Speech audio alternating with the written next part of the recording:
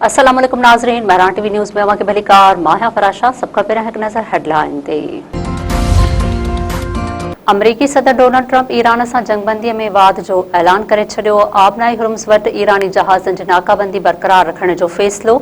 Trump चयो आहे त वज़ीर आज़म शहबाज शरीफ़ ऐं फील्ड मार्शल जी दरख़्वास्त ते हमला रोकिया आहिनि। ईरान जूं तजवीज़ूं साम्हूं अचण ऐं ॻाल्हियूं मुकमल थियण ताईं जंगबंदीअ में वाद कई आहे। हुर्मुज़ वारे सामूंडी लंघ वटि नाकाबंदी बरक़रार रहंदी, अमरीकी फ़ौज तयार रहे।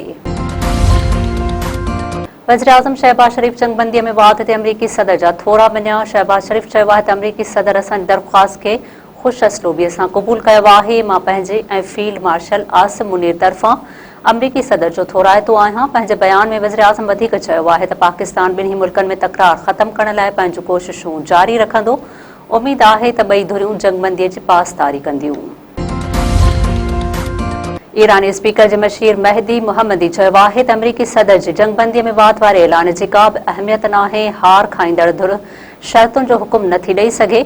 सामूंडी लंघ जे नाकाबंदीअ जो तसलसल बमबारीअ खां मुख़्तलिफ़ नाहे। अमरीकी सदर जे बयान ते रद्दअमल ॾींदे ईरानी स्पीकर जे मशीर वधीक चयो आहे त ट्रंप तरफ़ां जंगबंदीअ में वाद जो ऐलान सरप्राइज़ हमले लाइ वक़्तु वठणु आहे। सामूंडी नाकाबंदीअ जो जवाबु फ़ौजी कार्रवाईअ सां ॾियणु घुरिजे।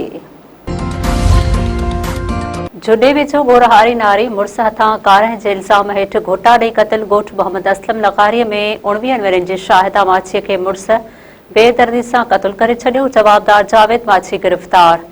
मक़तूला जो लाश ज़रूरी कार्रवाई बाद वारसनि हवाले। पुलिस ज़रियनि जो चवणु आहे त जवाबदार पंहिंजी घरवारीअ खे कारहें जे इल्ज़ाम हेठि रसीअ सां घुटा ॾेई क़तल कयो आहे।